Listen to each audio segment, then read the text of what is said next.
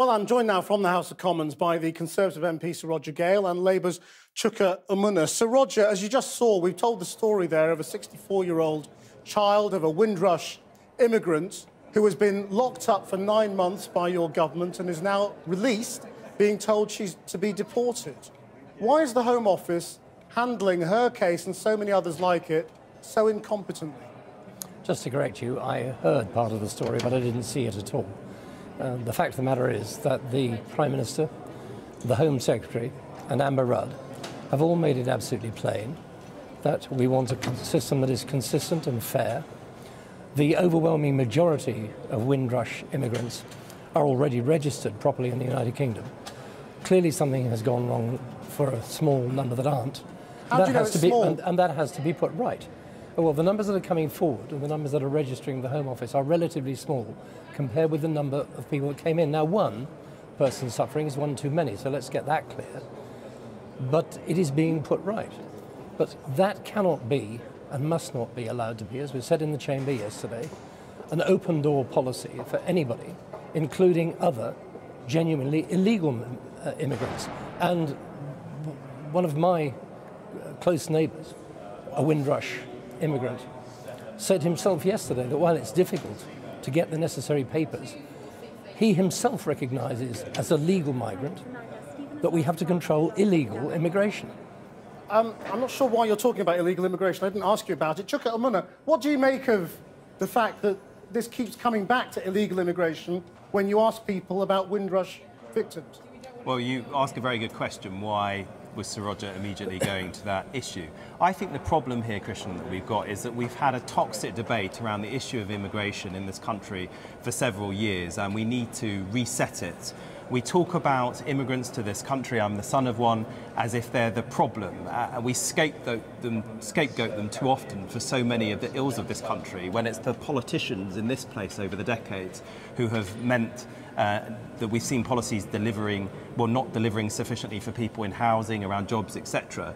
Immigrants have always been a convenient dumping ground for blame when it comes to those issues. So let's reset the debate. Let's not treat immigrants as if they shouldn't be here in the first instance, as if they're guilty to proven innocent, and actually change the system. Because what happens with the debate and the system at the moment, which I'm sorry, Roger, is not fair and isn't consistent, is you end up with the absurdity where you have a Prime Minister, since she has been Prime Minister, refusing to temporarily lift the number of visas granted under Tier 2 of the immigration system to allow more doctors and clinicians to come to this country to staff the NHS, which has staff shortages. That's the absurdity of where you end up in.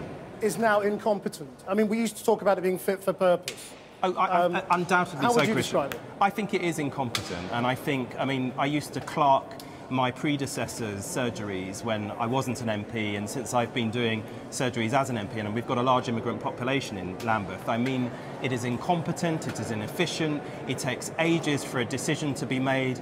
Often when you meet people and see what is written on paper, decisions come forward which don't seem to bear any relation to the reality of the circumstances of the situation. But when you have a kind of target-driven system with this ridiculous net migration target, which I think is wrong anyway, but the government's not going to be able to meet, so it further lowers trust in the system, you know, these are the types of things that you see happening. And again, another absurdity, you have students, we need students. Higher education is one of our biggest exports in this country. They fall within this ridiculous net migration target. So let's reset this debate. And perhaps, you know, Christian, maybe we should have a bit more of a conversation about how we better integrate immigrants when they come to our country, instead of this absolute obsession with numbers, which often are very arbitrary. So, Roger Gale, would you like to have that conversation?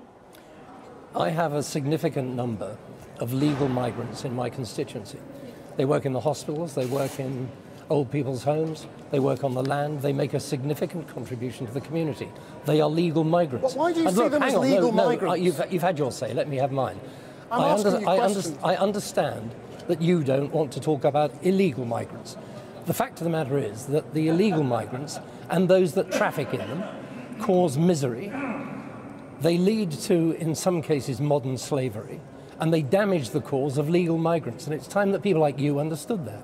What do you mean by people like me? I mean precisely what you said, because you told me you didn't want to talk about it. Well, I'm not Sorry, sure. I'm not sure what I mean by people like me, but...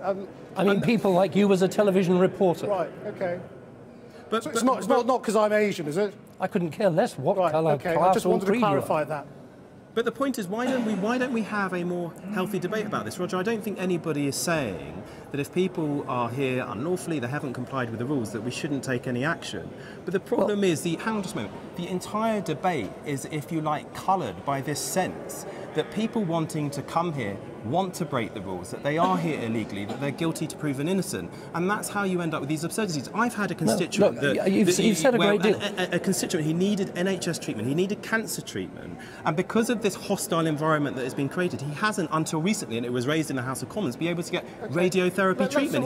He's a son of a Windrush generation family. You've said, why don't we talk about illegal immigrants? But Krishna doesn't want to talk about illegal immigrants. There are a significant number of illegal immigrants in this country. They are trafficked. That traffic causes misery. But no one's denying that. The people themselves, well, you're in self-denial because you're trying to say the Windrush issue is the only issue. No, it is a very important. Hang on, it's the only. Krishna has. It's a very important issue, but it's not the only issue. But nobody's saying that. Krishna, neither me nor Krishna is saying it is the only issue. What we're saying is, let's have a more healthy debate about this. Let's not talk about all immigrants and put everybody into the same bracket.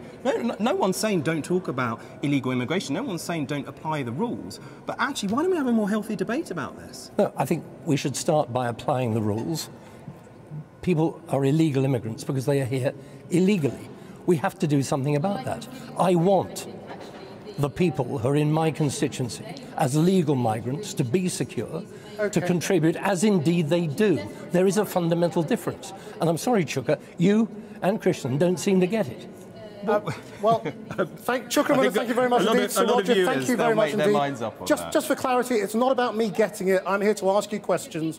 That's all I'm doing, but thank you very much indeed for joining us.